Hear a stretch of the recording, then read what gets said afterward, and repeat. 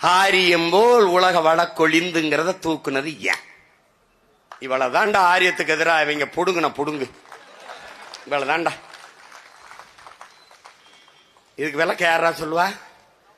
இப்ப நாம என்ன சொல்றது? இதையெல்லாம் தூக்கிட்ட திராவிட நல் திருநாடு இருக்கு. ஏன் நாட்டுல என்ன திராவிட திருடனுக்கு நல்லாடு இருக்கு? திராவிட நல்லு. அதனால என்ன செய்யற? பாட்டே தூக்குடா, மொத்த பாட்டே தூக்குடா. இப்ப புரியுதா? இதுக்கு பதில் இருக்கு.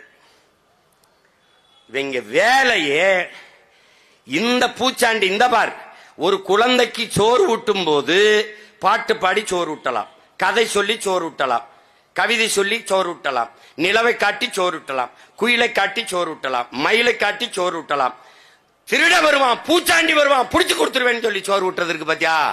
அதை தாண்டா இவன் 100 ஆண்டா ஊட்டிட்டு இருக்கான். இப்ப நமக்கு என்ன? அவன் எதிரி, அவன் எதிரி. அது எனக்கு தெரியுதுடா. நீ யாரா? நீ யாரு முதல்ல? நீ யாரா? நீ யாரு முதல்ல சொல்லு.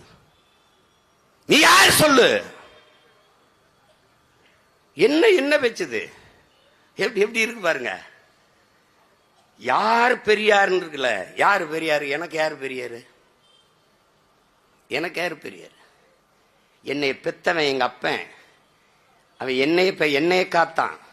ஆனா என் மண்ணை பெற்று மண்ணை காத்தான் ஒருத்தன். இந்த மண்ணின் மகன், என் பெரிய தகப்பன் நம்மாழ்வார். அவன் என் இனத்தின் பெரியார். நஞ்சில்லா உணவு அதுவே நம் கணவன். அவன் என் பெரியார். போட்டிருக்கேன் பாத்தியா? அந்த தாடிக்கு இந்த தாடி சிறந்த தாடிடா. ஏன்? அவர் ஓன் டாடி.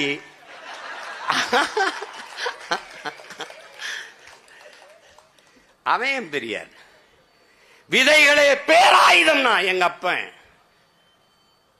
ஊர் ஊராக ஓடி போய் 500க்கு மேற்பட்ட என் பாரம்பரிய நெல் விதைகளை எடுத்து சேமித்த நெல் ஜெயராமன் என் இனத்தின் பெரியார். அவன் பெரியார்.